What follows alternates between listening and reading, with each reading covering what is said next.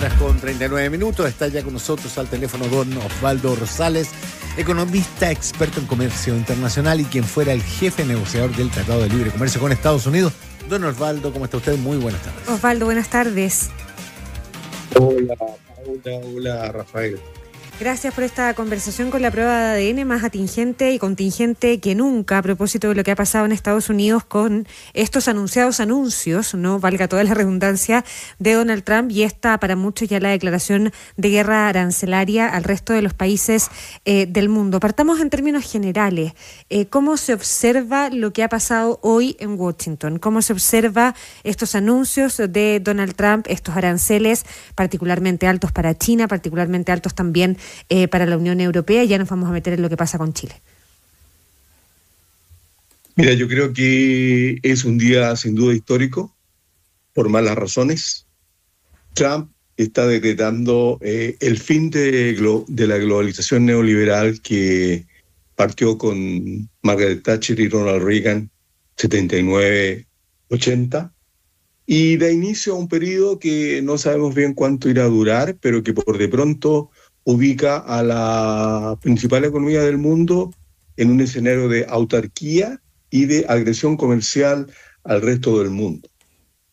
Lo más probable, habrá que esperar cuál es la respuesta de China y de la Unión Europea, que se podrá dar mañana o en los próximos días, y eso podría significar, dependiendo de la cuantía de esa respuesta, de un impacto severo a las perspectivas del producto mundial y del comercio internacional. Es un muy mal día, es un día negro para la economía mundial.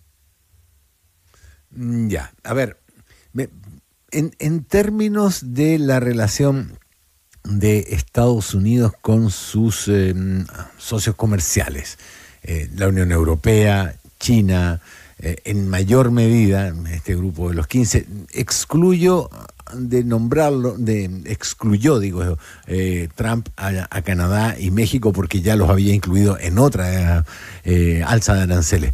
Pero en términos de su relación con las grandes potencias económicas del mundo, ¿qué implica en el mediano y largo plazo? ¿Se ralentizan estas economías? ¿Decrecen? ¿Se entra en recesión? Como digo, va a depender de el estado de ánimo de este señor, porque nunca se sabe si las medidas son efectivas durante qué lapso, durarán 1 año, 2 años, 3 años, son un instrumento para negociar, son un instrumento para amedrentar o buscar algún negocio específico, de los cuales puede estar involucrado el propio Trump o Elon Musk. Vaya uno a saber, no hay transparencia en aquello. Ahora, en el escenario eventual en que estas medidas arancelarias aplicadas a la Unión Europea y a China se mantuviesen 1 año, 2 años, y la Unión Europea y China respondiesen con medidas proporcionales, como han planteado, sin ninguna duda el escenario de recesión internacional se vería, pero mucho, mucho más probable. Hay que recordar que JP Morgan ya estaba insinuando una probabilidad de recesión de 40% para Estados Unidos antes de esta locura arancelaria. Ya, y usted habla, Osvaldo Rosales, de una recesión económica mundial, no por el efecto directo de estos aranceles en cada uno de los países, sino fundamentalmente con lo que puede llegar a pasar con China y la Unión Europea si esto dura 1 año o más. Sin duda. Ahora, yo creo que hay que ser preciso. Aquí el principal afectado, sin duda alguna, va a ser Estados Unidos. Estados Unidos va a enfrentar un ciclo inflacionario derivado de la locura arancelaria, sin ninguna duda. El precio de los automóviles se va a incrementar en al menos 20-25%. El precio de muchos otros productos manufactureros y también agrícolas va a seguir por el mismo sendero.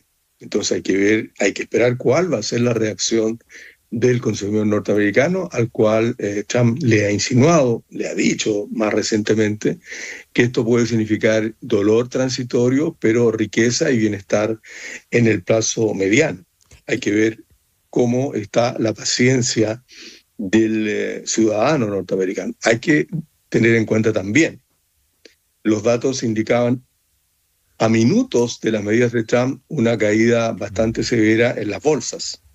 Y sabemos que buena parte de las familias norteamericanas tiene parte de su riqueza o de sus pensiones ligadas a la evolución de los fondos financieros en Wall Street. Por lo tanto, esto puede afectar directamente el bolsillo de la familia norteamericana, amén del impacto que esto pueda tener en el costo de la vida. Y ahí, en esa lógica, Osvaldo Rosales, para seguir en Estados Unidos un ratito, ¿cuánta paciencia puede llegar a tener el consumidor elector, el consumidor votante norteamericano, que es el que elige por segunda vez a Donald Trump y hoy día lo sitúa al mando en la Casa Blanca con poderes mucho más plenipotenciarios de alguna manera que lo que fue su primer mandato? Entonces uno entendería que este votante, que este consumidor mayoritariamente sabía lo que iba a pasar, o es más, vota por Donald Trump porque sabía que Donald Trump iba a hacer esto y otras cosas.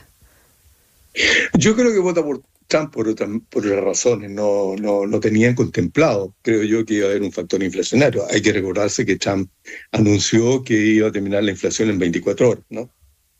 El tema yo creo que es complejo porque hay que esperar cuál va a ser la evolución, como digo, de los otros socios. Pero hay un tema bien importante, a mí me llama mucho la atención, leí un escrito hace poco de un economista que respeto mucho, que él dice, mire, el desempleo es un problema político serio, pero la inflación ha mostrado ser un gran problema político. Esto le pasó a Biden.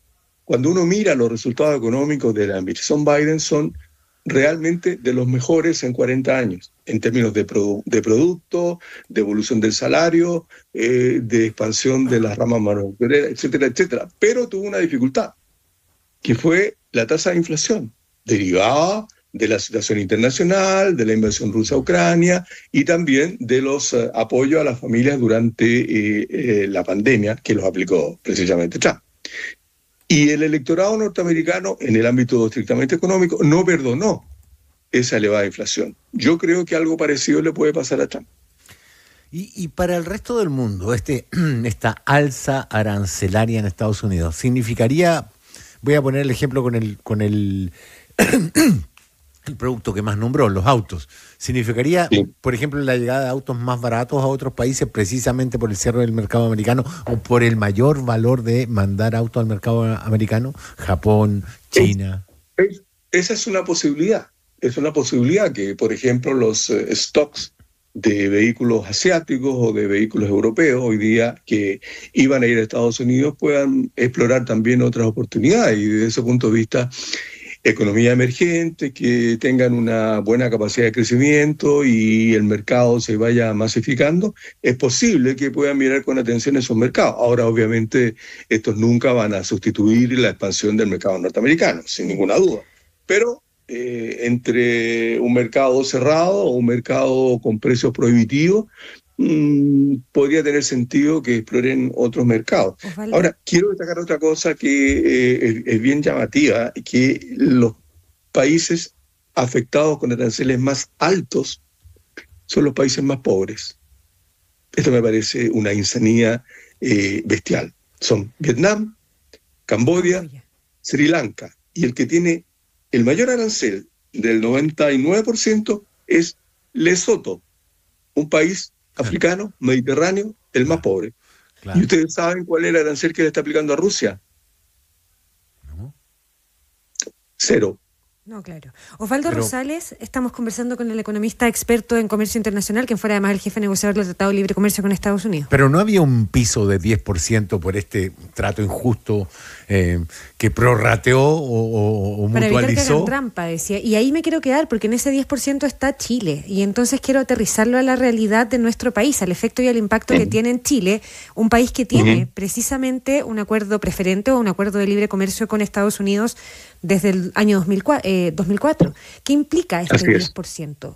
¿Qué falta por saber de este 10% que aplica, dice Donald Trump, a Chile y a otros países como piso mínimo? ¿Se vulnera, por ejemplo, el Tratado de Libre Comercio? Sí.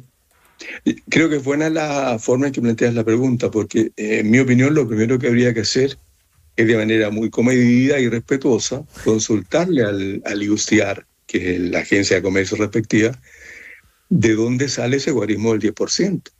¿Qué significa? ¿Qué están incluyendo en ello? Porque los productos norteamericanos ingresan al mercado chileno con arancel cero, ingresan sin arancel. Entonces, ¿de dónde sale ese 10%? El IVA es de 20%, salvo que me digan que el IVA dividido por 2. Habría que preguntar cuál es la lógica de aquello. Entonces, lo primero sería averiguar, a ver, muchachos, ¿de qué se trata esto? ¿Cuál es la idea? Y de lo que sabemos que se puede deducir de alguna manera con el antecedente único que tenemos de este arancel del 10%. En la lógica, por ejemplo, del Tratado de Libre Comercio, usted decía recién, los productos norteamericanos entran a Chile con arancel cero. ¿Qué puede significar? Tratando de hacer una exégesis de lo poco que se sabe en relación al arancel chileno.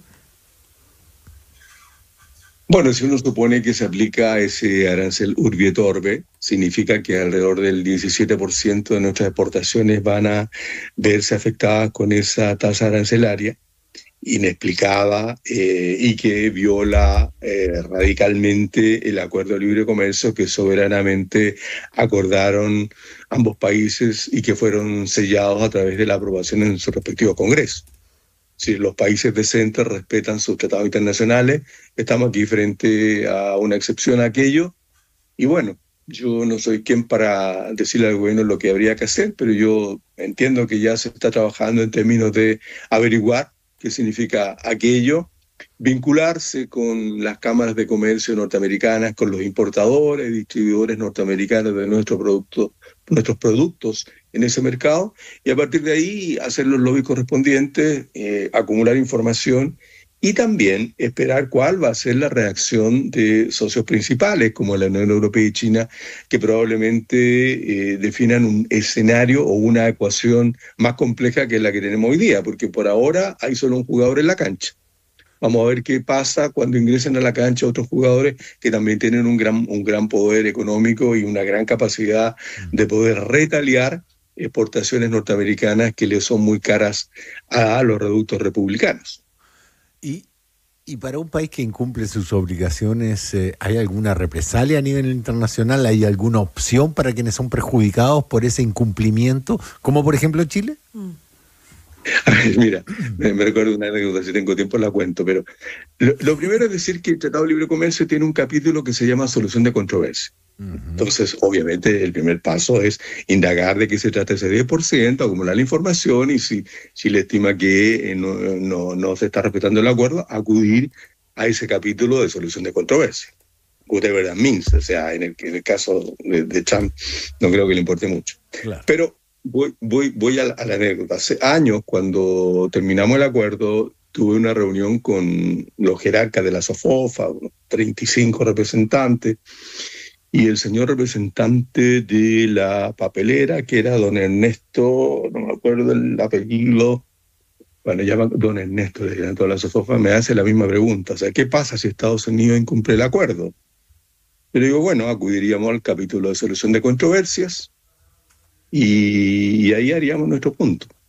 Y él me dice, bueno, ok, y si ese capítulo o el tribunal arbitral nos da la razón y Estados Unidos no respeta ese dictamen. Entonces yo le dije, bueno, entonces lo invadimos. Entonces, ¿qué quiero decir con eso? ¿Qué a dijo lo imposible Ernesto Ayala? Obligado. Ernesto Ayala, exactamente. ¿Qué respondió? Don Ernesto Ayala. Que en paz descanse, pero no le gustó mucho mi comentario, pero yo creo que es muy pertinente, es decir, uno llega hasta donde puede. ¿Qué quiere que le diga? Osvaldo, solo para cerrar, o sea, aquí está todo por saberse, Chile está, entendemos, en ese proceso de averiguación.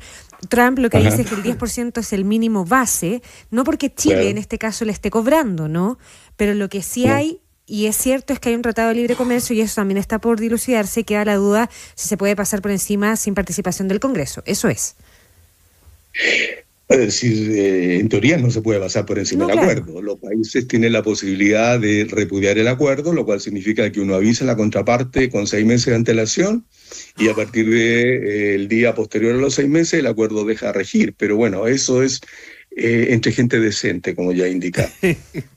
Osvaldo Rosales, economista experto en comercio internacional, jefe negociador del Tratado de Libre Comercio con Estados Unidos hace ya un par de décadas. Muchísimas gracias por esta conversación y esta aclaración en un momento en el que estamos todos intentando entender lo que ha pasado con el presidente norteamericano. Muchas gracias, Osvaldo. Un placer. Gracias. Igualmente, buenas tardes.